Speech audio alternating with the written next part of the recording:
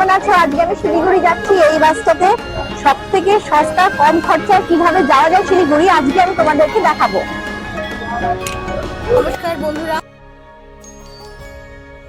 নমস্কার বন্ধুরা, আপনারা দেখছেন রূপা অফিসিয়াল ব্লগ।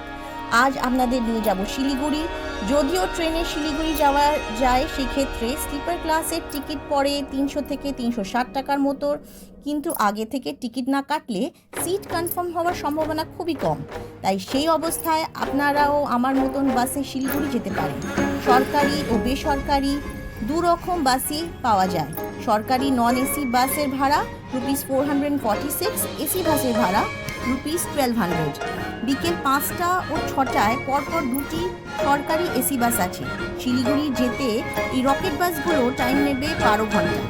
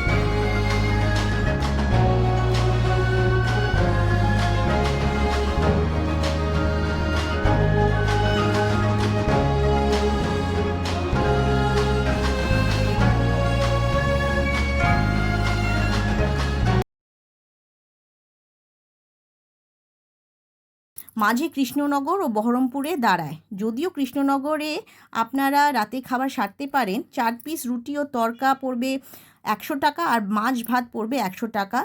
বাসে পুশব্যাক সিট, মোবাইল চার্জিং সকল সুবিধাই পাবেন, আর খুবই আরামে আপনারা শিলিগুড়ি পৌঁছে যাবেন নির্ধারিত সময়ের মধ্যে। মোটামুটি 70 থেকে 80 স্পিড থাকে বাসগুলোতে। আপনারা অনলাইন বা অফলাইন দুভাবে টিকিট কাটতে পারেন। ধর্মতলা L20 বাস স্ট্যান্ড থেকে যাত্রা করে শেষ গন্তব্য শিলিগুড়ি। আপনারা এখানে নেবে পেলিং যেতে পারেন। যদিও যেতে চান তাহলে সেই ক্ষেত্রে পেলিংয়ে ট্যাক্সি স্ট্যান্ডে কিভাবে যেতে পারেন সেটা নিয়ে হাজির হব দ্বিতীয় পর্বে। ততক্ষণ চ্যানেলটিকে সাবস্ক্রাইব করে সাথে থাকুন। ভালো লাগলে ভিডিওটাকে লাইক অ্যান্ড শেয়ার করে দিন।